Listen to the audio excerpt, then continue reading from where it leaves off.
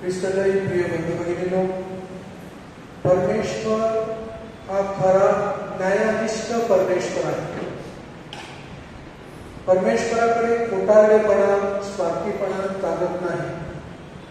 आणि परमेश्वराने जे काही सांगितलं आहे ते न्यायाने सांगितले आहे आणि सर्वस्वी न्याय केलेला आहे. तुम्ही यिर्मया संदेशाविषयी आजच्या पहिल्या वाचनातून ऐकले. कोण होता यिर्मया संदेश? त्याने जुन्या करारात ते संपूर्ण पुस्तक लिहिलेलं आहे. आणि यिर्मया संदेशचा परमेश्वर त्याला सांगतो की तुझ्या आईच्या उदरामध्ये मी तुला घडवण्यापूर्वीच मी तुला संदेष्टा म्हणून नेमलेला आहे. अगोदरच परमेश्वराने त्याला संदेष्टा नेमून ठेवलं होतं. इतर संदेष्टे जे नेमले, बरेच संदेष्टे जेव्हा वयात आले तेव्हा परमेश्वराने त्याला सांगितलं की तुला संदेष्टा म्हणून पाठवलं, किंवा मी तुला संदेष्टा म्हणून नेमत आहे. बरीच उदाहरणे आहेत जुन्या करारात. परंतु यिर्मया संदेशाला परमेश्वराने अगोदरच संदेष्टा नेमून ठेवले होते आणि त्याला उघड केलं. म्हणजे काय परिस्थिती होती त्यावेळेला इस्रायलची? इस्रायलची परिस्थिती भयानक होती. लोक देवापासून दूर गेले होते. नियमशास्त्र ते मानत नव्हते, पाळत नव्हते. अन्य दैवी देवतांची पूजा करत होते. आणि परमेश्वराने सतत वॉर्निंग देऊन देखील त्यांनी परमेश्वराचा शब्द पाळला नाही. म्हणून यिर्मया संदेशाला परमेश्वर सांगतो, आता तुम्ही जर सगळं पुस्तक वाचलं तर त्यामध्ये वेगवेगळ्या कृती करण्यात आल्या, एक्सपेरिमेंट्स करण्यात आलेली आहे.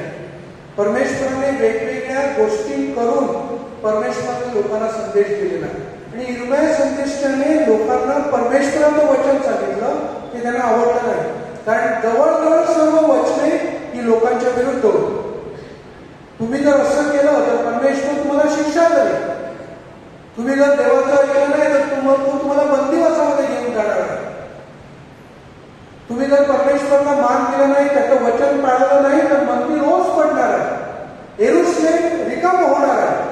इथे कुणी राहणार नाही, सगळे बंदिवासामध्ये राहतील. अशा प्रकारची वचने यिर्मया संदेशचा लोकांना सांगतो. म्हणून त्यांना ते आवडत नाही.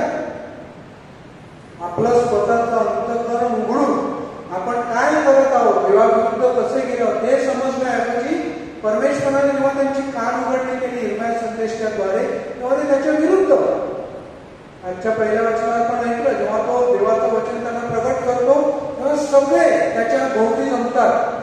तू काय जिवंत आहेस, तू मेलाच पाहिजे असे शब्द उच्चारतात त्याच्याविषयी.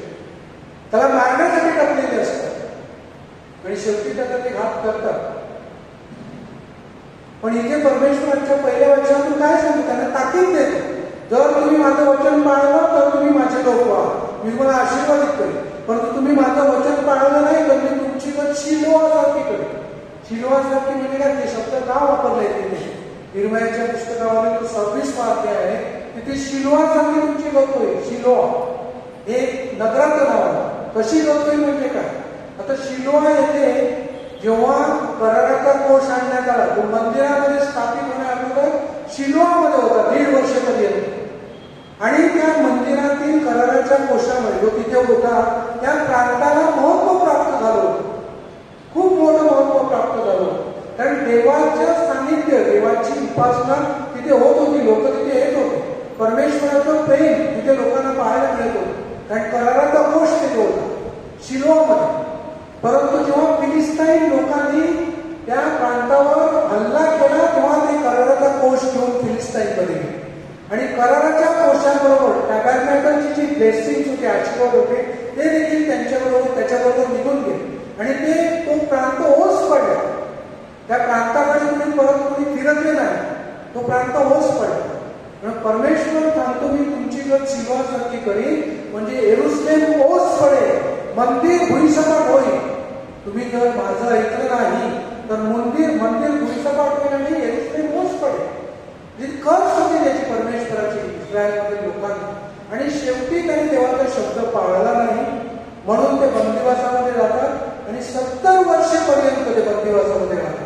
म्हणजे जवळजवळ 2 पिढ्या त्या बंदिवासामध्ये, यरूशलेमच्या बाहेर, इस्रायलच्या बाहेर. इथे मंदिर नाही, इथे उपासना नाही, इथे भक्ती नाही. आणि सगळे त्या जोखडाखाली, बंधनाखाली, बंदिवासाच्या बंधनाखाली. मग तिथे त्यांचे डोळे उघडले. मग आपण जेव्हा दानियेलचं पुस्तक वाचतो तेव्हा त्याच्यामध्ये तो उल्लेख आहे, आम्ही तुझं ऐकलं नाही, आम्ही तुझा सन्मान केला नाही, तुझी भक्ती केली नाही, म्हणून आम्हाला वाईट वाटते, आम्ही पापी आहोत, आम्हाला क्षमा कर, आम्ही तुझी लेकरे आहोत, आम्हाला परत घे, आम्हाला क्षमा करून परत तुझी लेकरे बनव. आणि मग परमेश्वर 70 वर्षानंतर मग 3 टप्प्यामध्ये परत त्यांना इस्रायलमध्ये आणतो आणि त्यांना आपले लोक म्हणून प्रस्थापित करतो. परमेश्वराचं वचन जे आपणास प्राप्त होतं, आता ते इर्मिया संदेशाने फक्त इस्रायली लोकांना सांगितलं, आपल्याला देखील सांगितलं. माझी परमेश्वराबरोबरची निष्ठा कशी आहे? परमेश्वराने सांगितलं मी पाळतो का?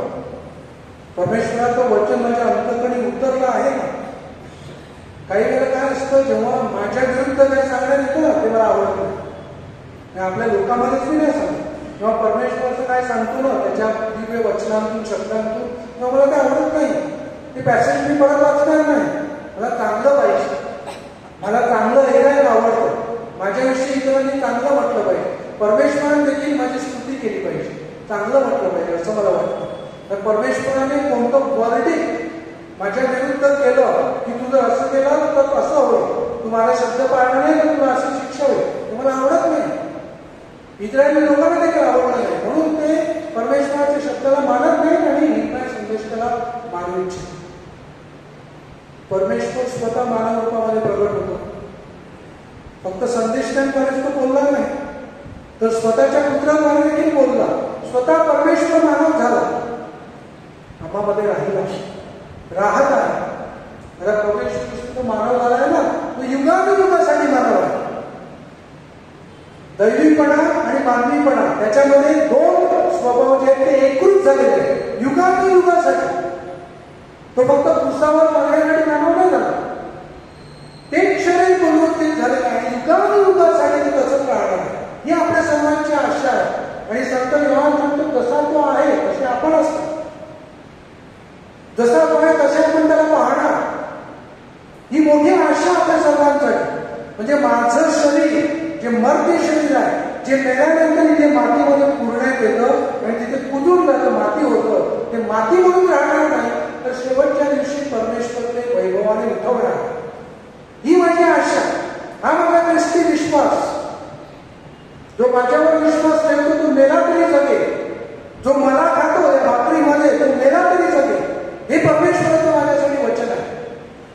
यासाठी परमेश्वर मानव झाला, आम्हामध्ये आला, आम्हामध्ये राहिला. कुठे नाही, विश्वाचा निर्माता परमेश्वर ज्याने सर्व वैभव निर्माण केलं, ज्याच्या शब्दाने सर्व काही निर्माण करण्यात आलेलं आहे, तो परमेश्वर कुठे राहिला? इस्रायलमध्ये एका गरीब गावामध्ये, नाझरेत गावातील एका गरीब कुटुंबामध्ये सुताराचा मुलगा म्हणून, आजच्या शुभवर्तमानामध्ये ते शब्द आपण ऐकले, हा सुताराचा मुलगा ना, सुताराचा मुलगा स्वतः सुतार होता, स्वतः सुताराचं काम केलं आपल्यासाठी आणि आपल्या आईसाठी. परमेश्वर होता, दिव्य शब्दाने भारतात निर्माण करू शकत होता, पण नाही केलं. फुकटच नाही, कष्ट केले.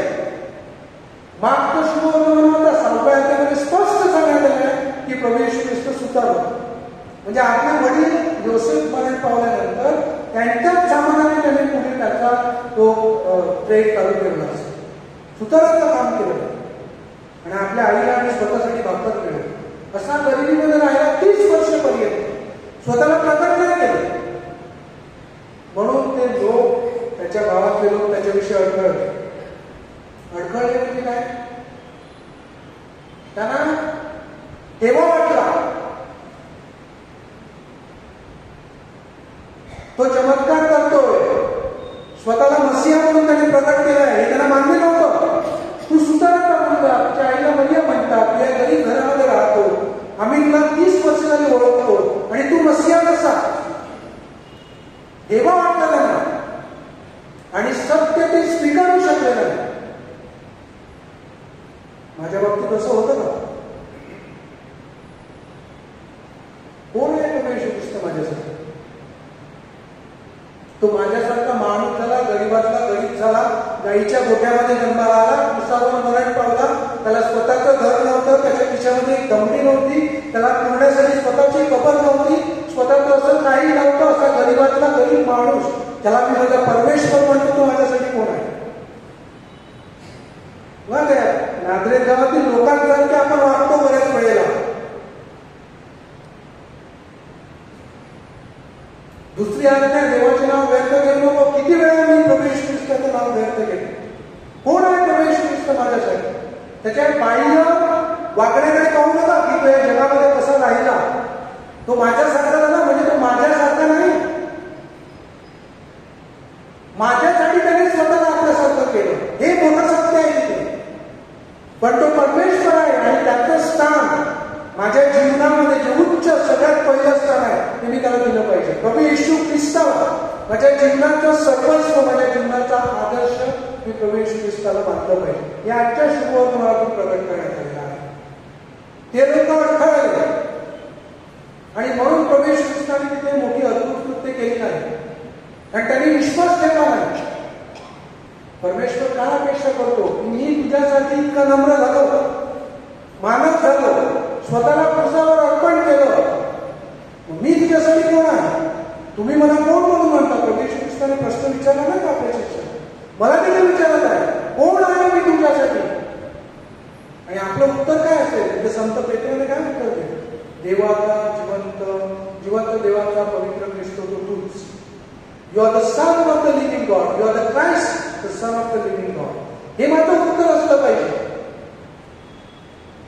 इस्रायली लोकांनी त्याला संदेश का मारला?